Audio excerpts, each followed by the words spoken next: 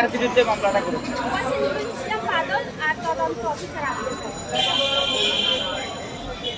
ওখানে প্রতিবেদন দেওয়ার পরে তারা আমার উপর খুব হামলা করে, মামলা তোলার পরে ওরা আমাকে মানে একটা ওই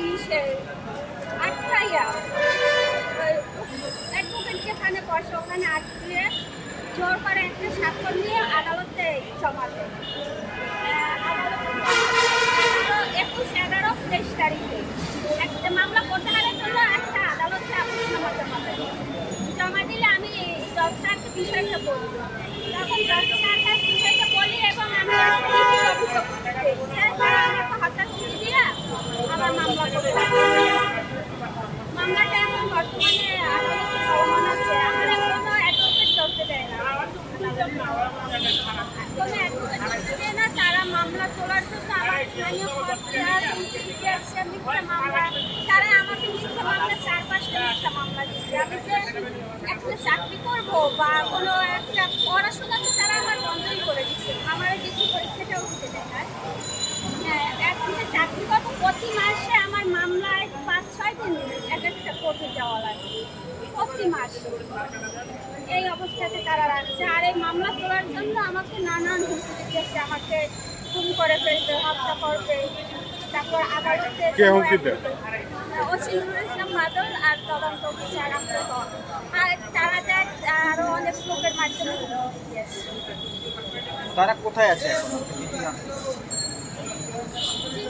তারা কোথায় আছে? তারা বর্তমানে কোথায় আছে এটা জানি না, কিন্তু তারা ওই আছে, কারো চাকরি নেই।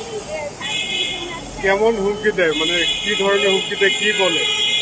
আমাকে খুন করে ফেলবে, মেরে ফেলবে, হত্যা করবে ওদেরকে। তারপর মামলা মিথ্যা মামলা দিবে। এই ঘটনার মানে পূর্ব জেরটা কি? আপনার উপরে জেরটা কেন দেখানো? কারণ মামলা তোলার জন্য। কাদের বিরুদ্ধে মামলা করেছে? ওসি নুরুল ইসলাম বাদল আর আব্দুল হক। ওসির উপরে মামলাটা করলেন কেন? সে আমাকে ধর্ষণের চেষ্টা করছে। বিবেকীয় মামলা হওয়ার পরও আবার আমার ধারে ধারে ধর্ষণ। আচ্ছা, এই ধর্ষণটা হলো ধর্ষণের আগে কি হচ্ছিল? কারণ তোমার কাছে তো গেছেন আপনি।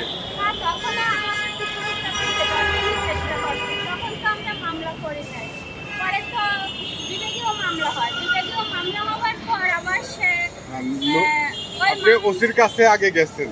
ওকে কাছে কেন গেছিলেন আগে? টাকার অভিযোগ। কাদের অভিযোগ? টাকাটা